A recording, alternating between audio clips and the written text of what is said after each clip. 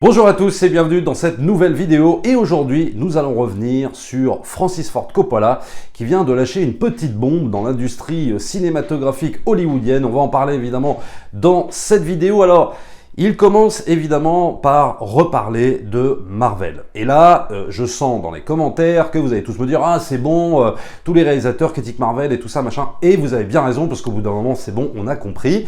Mais ce qui est très intéressant dans ce qu'il a déclaré, et donc c'est un article que j'ai pu prendre dans le journal Variety, c'est que il va commencer en fait par attaquer Marvel, mais surtout ce dont il va parler, ça va être très intéressant, c'est qu'il va pointer du doigt l'industrie hollywoodienne hors Marvel. Vous allez voir ça dans cette vidéo et c'est là-dessus que moi, personnellement, je vais m'attarder. Donc en 2019, il avait dit évidemment, Francis Ford Coppola, que les films Marvel étaient méprisables, rejoignant un petit peu évidemment Martin Scorsese et quelques autres réalisateurs aussi qui ne sont pas gênés pour dire que les films de Marvel, c'était toujours la même chose, que c'était des films méprisables, etc. C'était des parcs d'attractions. Coppola a précisé plus tard qu'il ne parlait pas spécifiquement des films Marvel, affirmant qu'il était méprisable de voir comment l'industrie cinématographique valorisait désormais le commerce par rapport à l'art.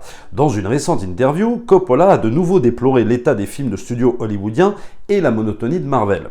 Avant, il y avait des films de studio. Maintenant, il y a des images Marvel.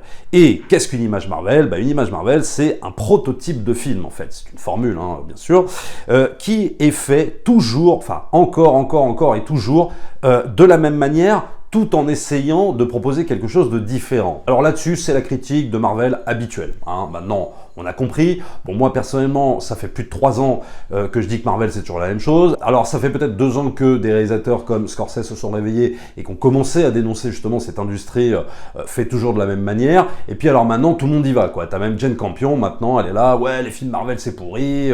Denis Villeneuve, même, je sais plus, Roland Emmerich. Enfin, tout le monde s'y met. Bon, voilà, c'est la grande mode, en fait, de tirer sur l'ambulance marvelienne. Bon, moi, je vais pas me cacher derrière mon petit doigt, bien sûr que je le fais. Il est de bon ton de critiquer Marvel, comme si finalement Marvel était la raison de tous leurs soucis.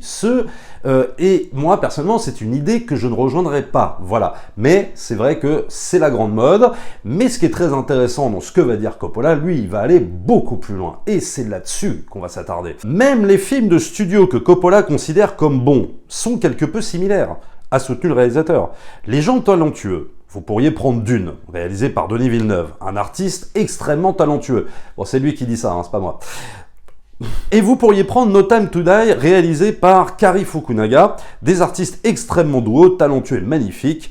Et vous pourriez prendre ces deux films, et vous et moi pourrions extraire la même séquence des deux films et les assembler. La même séquence où les voitures s'écrasent toutes les unes sur les autres. Et il ajoute, ils ont tous ce genre de choses dedans, ils doivent presque l'avoir s'ils veulent justifier leur budget, mais ça reste quand même des bons films et des cinéastes talentueux. Alors là, évidemment, ce que compare Coppola, c'est un petit peu hasardeux. C'est vrai que de comparer No Time to Die et Dune, c'est un petit peu bizarre. La comparaison est un petit peu étrange. Mais je comprends ce qu'il veut dire et je vais compléter, à la limite, ce que Coppola raconte. C'est-à-dire que quand il dit, on peut prendre les séquences, les mettre et ça va donner exactement la même chose, alors là il parle d'empilement de voitures, bon évidemment que dans No Time to Die et dans Dune on n'est pas du tout dans les mêmes considérations. Si dans No Time to Die, oui tu as par exemple des courses-poursuites en voiture et des explosions, ce n'est absolument pas la même chose dans Dune, mais là où on peut rejoindre ce que dit Coppola, on a une volonté de faire du grandiloquent parce qu'on est dans un blockbuster, parce qu'il y a du budget, etc. Par exemple, dans No Time to Die, ça va être des voitures, des explosions, etc. Et dans Dune, ça va être voilà, le ver géant, par exemple cette scène-là, ou alors la scène des hélicos, etc.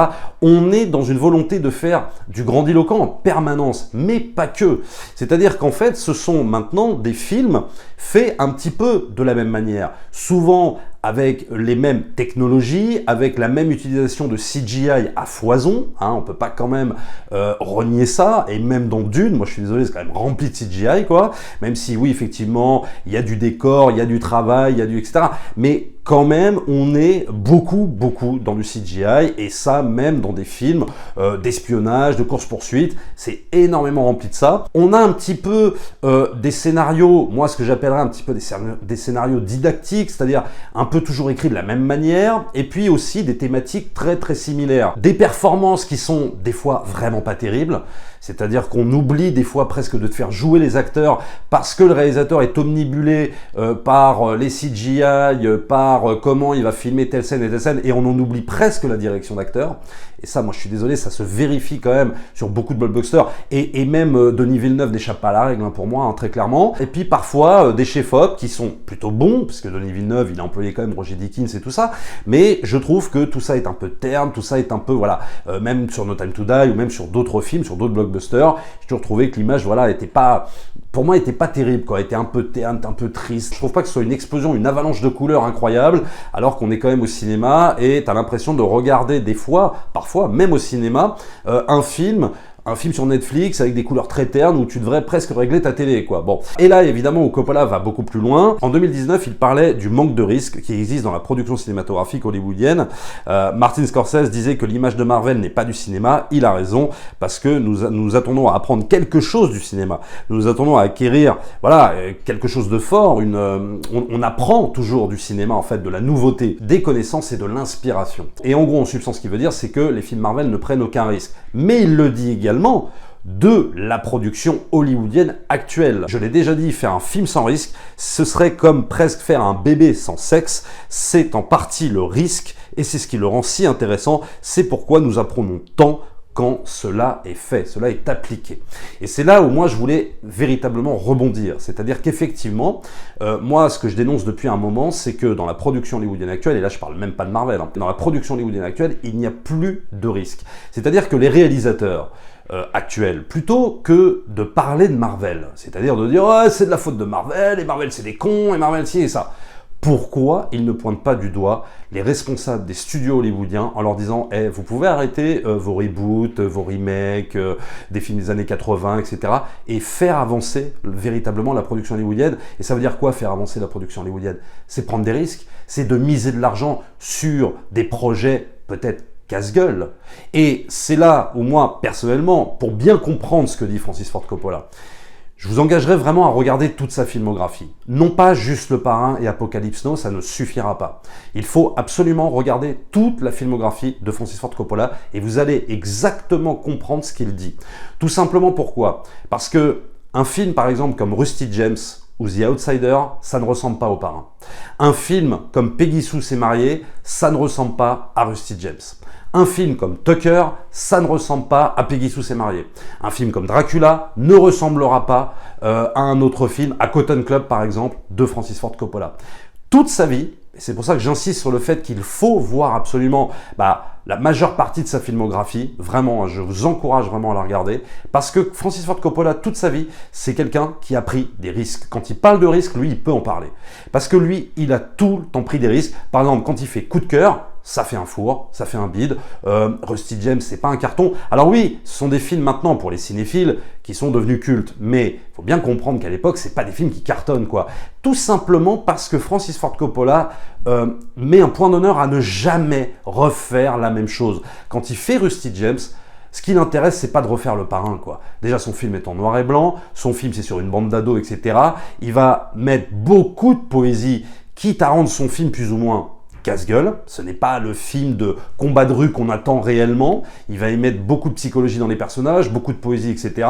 Et donc, c'est un réalisateur qui toute sa vie, vraiment j'insiste, hein, a pris des risques. Et si je le compare même avec des réalisateurs du Nouvel Hollywood, comme Martin Scorsese, comme Steven Spielberg, pour moi, Francis Ford Coppola a pris toujours beaucoup plus de risques que les deux cinéastes que j'ai cités. Et pourtant, ces deux cinéastes-là, vous le savez, je les adore. Je suis totalement fan. Mais il faut bien comprendre une chose. Par exemple, quand Martin Scorsese s'aventure sur des terres un petit peu inexplorées, sur des terres où il n'a pas vraiment fait ses preuves hors film de gangster, eh bien, ça se casse un petit peu la gueule au box-office. Bon, on l'a vu par exemple avec La Dernière Tentation du Christ, on l'a vu par exemple avec dernièrement Silence.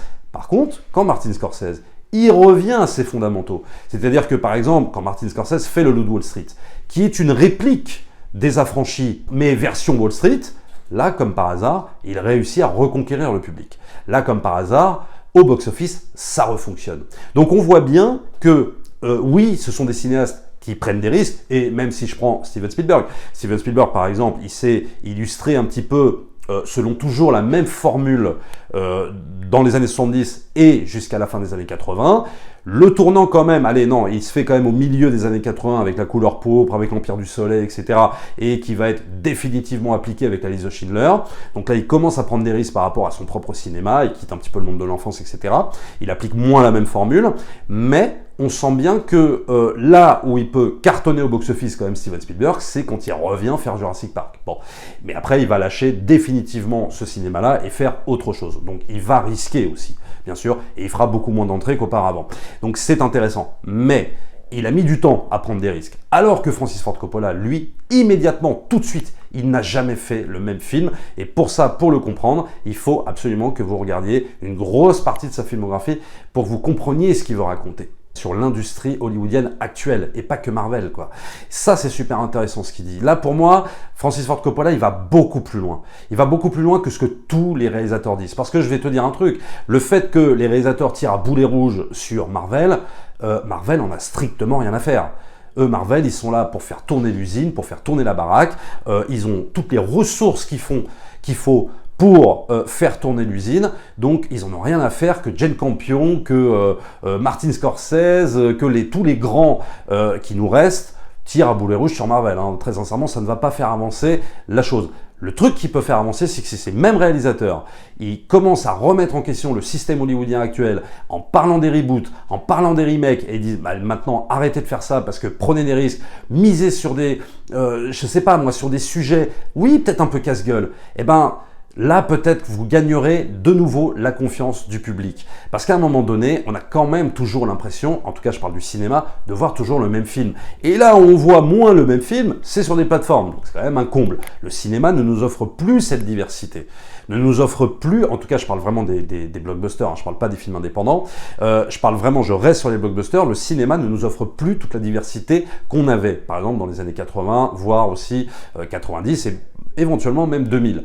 On n'a plus du tout ce truc-là, mais parce que maintenant on veut du gain immédiat. On n'est plus dans une prise de risque. On n'a plus de producteurs qui disent ah ouais j'adore ce sujet, et bah tu sais quoi, je prends le risque, je mets du pognon dessus et puis on verra si ça marche. Non, maintenant c'est voilà, il faut gagner tout de suite, il faut que ce soit rentabilisé tout de suite, etc. Donc il n'y a plus du tout en fait cette prise de risque qui faisait justement les bons films, qui faisait qu'on avait toute cette diversité et sur quoi ils se basent maintenant pour faire des remakes.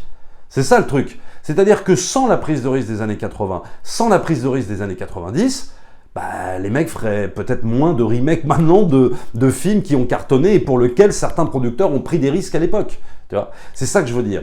Donc c'est hyper intéressant ce qu'il dit Francis Ford Coppola là, vraiment, et moi j'applaudis des deux mains ce qu'il raconte, je trouve ça super fort, et vraiment hors Marvel, hein, parce que Marvel on a discuté dans tous les sens, on est quasiment, bon on est beaucoup d'accord sur la question, sauf évidemment pour les fans de Marvel, mais je veux dire on est d'accord. Et maintenant il s'agit d'aller plus loin, et là pour moi c'est aller plus loin, c'est de dire attention quoi.